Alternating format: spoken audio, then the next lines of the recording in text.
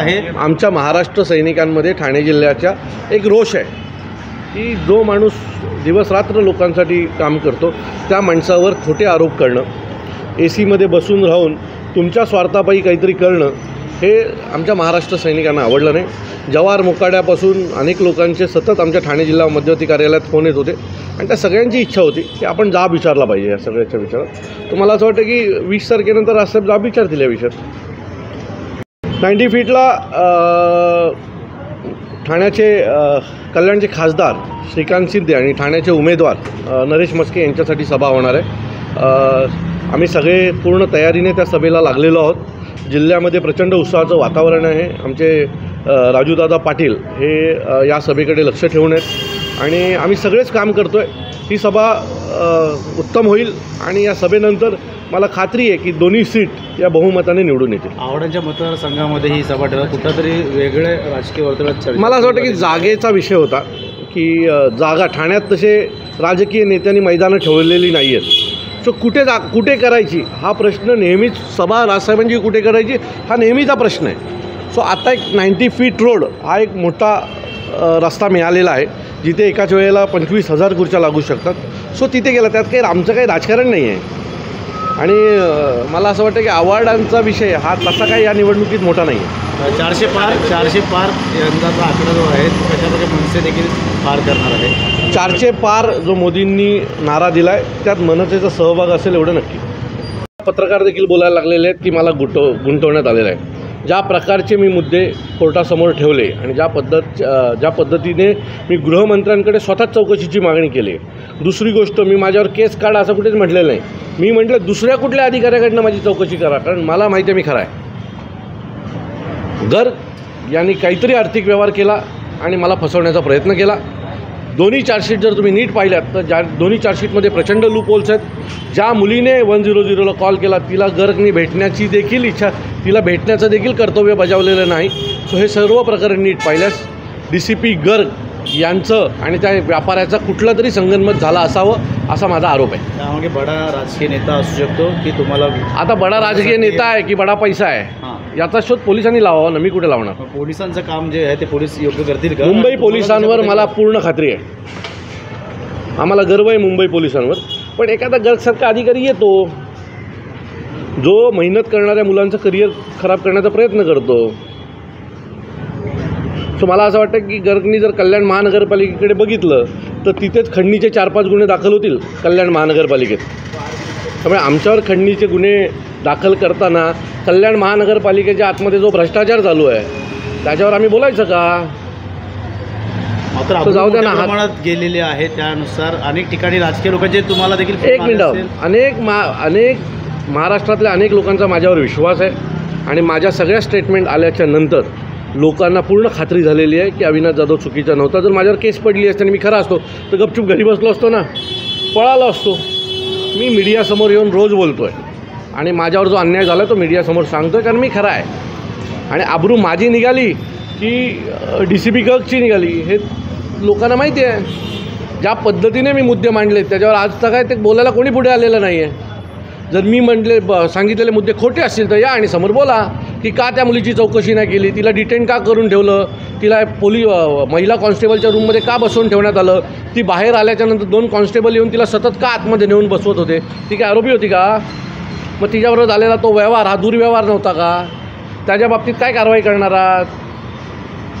So अनेक प्रश्न आहेत। मला वाटतं की याचं उत्तर निवडणुकीनंतर राजसाहेब देतील। बैठक झाली असू शकतं, चुकीचं काय? कारण अजित पवारांनी एवढी वर्ष मेहनत केलेली, राष्ट्रवादी वाढीसाठी जी मेहनत केली आहे ते सगळ्यांनी पाहिलेलं आहे। तर त्यांच्या मनातली ती खतखत आहे, असू शकते, एखाद्याच्या मनात असू शकते। आज आम्हालाही वाईट वाटतं की शिवसेनेचा मूळ वारस हा राजसाहेब होते, पण चुकीच्या माणसाच्या हातात शिवसेना गेल्याच्या नंतर जसं साहेब नेहमी सांगतात कॅरम ओबडधोबड फुटला तशी शिवसेना ओबडधोबड फुटली। जर हीच राजसाहेबांच्या हातात शिवसेना असती तर आज एक हाती महाराष्ट्रावर शिवसेनेची सत्ता असती। सर या मंचावरती मुख्यमंत्री या आमची ही सभा महाविकास आघाडीची आहे। मला वाटतं जिथे मोदी येतात तिथं त्यांचा महायुतीची आहे, बरोबर आहे। आणि जिथे मोदी येतात तिथे मला वाटतं सगळंच प्रोटोकॉल येतो ना, मुख्यमंत्री येतात, उपमुख्यमंत्री येतात, सगळेच येतात. सो आम्ही सगळे एकत्र आहोत. महायुतीचं सरकार आणण्यासाठी आम्ही कटिबद्ध आहोत. जेवढे महायुतीचे उमेदवार आहेत, जिथे जिथे महाराष्ट्र नवनिर्माण सेनेचे 1.5 लाख 2 लाख मतं आहेत, ही मतं शेवटचं मत महायुतीला पडेपर्यंत आम्ही त्यांच्यासोबत राहणार. खरं हिंदुत्व कशात आहे? ठाकरे वर्सेस ठाकरे म्हणत आहेत. खरं हिंदुत्व राम मंदिरात आहे आणि उद्धव ठाकरेंनी ते राम मंदिराचीच, ज्या माणसाने हिंदू हा शब्द वापरायला सोडलेला आहे त्या माणसाकडनं हिंदुत्वाची काय अपेक्षा बाळगणार हो तुम्ही? हिंदुत्वाच्या जीवावर शिवसेना मोठी झाली. मूळ मुद्दा हिंदुत्व होता आणि आज ते भारतीय झाले. आम्ही पण भारतीय आहोत, पण आमच्या रक्तात हिंदुत्व खेळतो ना. म्हणजे ते आज भारतीय बोलायला लागले म्हणजे काय आम्ही भारतीय नाही अशातली गोष्ट आहे का? आम्ही मूळचे भारतीयच, पण आमच्या प्रत्येकाच्या रक्तात हिंदुत्व आहे. आणि ह्या हिंदुत्व आला कुठनं? तर राम मंदिरातनं आमच्याकडे आलेला आहे. हजारो कारसेवक जे गेले त्यांच्या रक्तातनं आमच्यात ते हिंदुत्व आलेलं आहे आणि तो हिंदुत्व घेऊन आम्ही पुढे चालतो. आता उद्धव ठाकरेंच्या रक्तात कोण घुसलं आहे, कुठला व्हायरस घुसला आहे, एकदा बघावं लागेल. सर, तारखेला ही शिवतीर्थावर सभा आहे आणि मला असं वाटतं की ही सभा महाराष्ट्राच्या इतिहासातली सगळ्यात मोठी सभा होईल. पहिल्यांदा मोदीसाहेब शिवतीर्थावर सभा घेतात आणि सन्माननीय राजसाहेबांच्या व्यासपीठावर म्हणजे मनसेच्या व्यासपीठावर मोदीसाहेब येणार आहेत. आमच्या सर्वच महाराष्ट्र सैनिकांसाठी ती आनंदाची पर्वणी असेल. मोदीसाहेब आमच्या व्यासपीठावर येऊन संपूर्ण महाराष्ट्राला शेवटची सभा मला वाटतं त्यांची तिथे आहे. म्हणजे असं आनंदाचं वातावरण आहे, कार्यकर्त्यांमध्ये उत्साह आहे. साहेबांना आणि मोदी साहेबांना एकत्र ऐकण्याची ही आम्हाला पर्वणी आहे आणि आम्ही लाखोंच्या संख्येने शिवतीर्थावर येत्या 17 तारखेला जाणार आहोत. महाविकास आघाडी होता शिवतीर्थावरती. मला असं वाटतं की मागच्या वेळेला असं झालं होतं की त्यांचा अर्ज आधी आला होता आणि आमचा नंतर आला होता.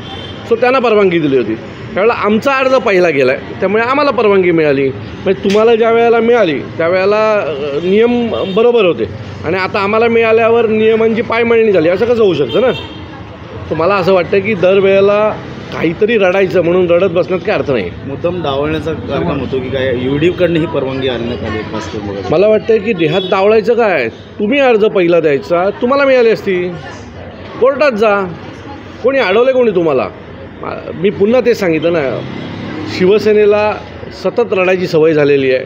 काही घडलं की फक्त रडत बसतात आणि आम्ही लढत बसतो. ठाकरे वर्सेस ठाकरे अशी लढाईची नजर ज्या ठिकाणी आहे की बाबा काय भाषण करणार आहे काय ना, आत्तापर्यंत त्या ठाकरेंनी राज ठाकरेंना खूप त्रास दिला.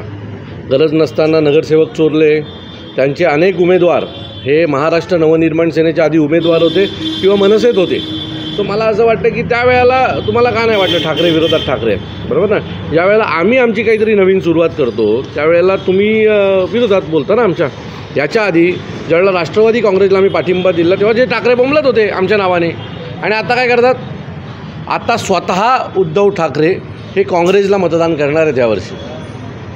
मग दरवेळेला आम्हाला शिव्या द्यायच्या आणि नंतर तेच जाऊन करायचं स्वतःहून. मग याच्या आधी आम्ही मोदींच्या विरोधात बोलत होतो, आता ते मोदींच्या विरोधात बोलतात. सो या सगळ्यातनं एक गोष्ट कळते की राज ठाकरे बरोबर आहेत आणि राज ठाकरे जे बोलतात तेच उद्धव ठाकरे पुढे जाऊन करतात. ही मला वाटतं उद्धव ठाकरेंना पडलेली सवय आहे. अनेक कार्यकर्त्यांचं असं म्हणणं स्पष्ट केलं आहे की मी पंजाला मतदान करणार आहे. मला असं वाटतं की उद्धव ठाकरेंनी बाळासाहेबांची जेवढी तत्त्वं होती ही घाण ठेवलेली आहेत सत्तेसाठी, बरोबर आहे. मुळात हे सत्तेतनं बाहेर का पडले? तर स्वतःच्या मुलाला 2.5 वर्ष मुख्यमंत्री करण्यासाठी बाहेर पडले. हे काय शिवसैनिकांचं भलं व्हावं म्हणून बाहेर नव्हते पडले, बरोबर आहे ना. सो मला असं वाटतं की उद्धव ठाकरेंनी या सगळ्या गोष्टींवर चर्चा करू नये. महाराष्ट्र प्रत्येक शिवसैनिकांची इच्छा आहे की राजसाहेबांनी शिवसेनेची धुरा सांभाळावी, पण राजसाहेबांनी याच्या बाबतीत त्यांची स्पष्ट भूमिका केलेली आहे की मी माझं मूल जे आहे ते कडेवर वाढवीन, दुसऱ्यांचं नाही. सर, अजित पवारांनी असं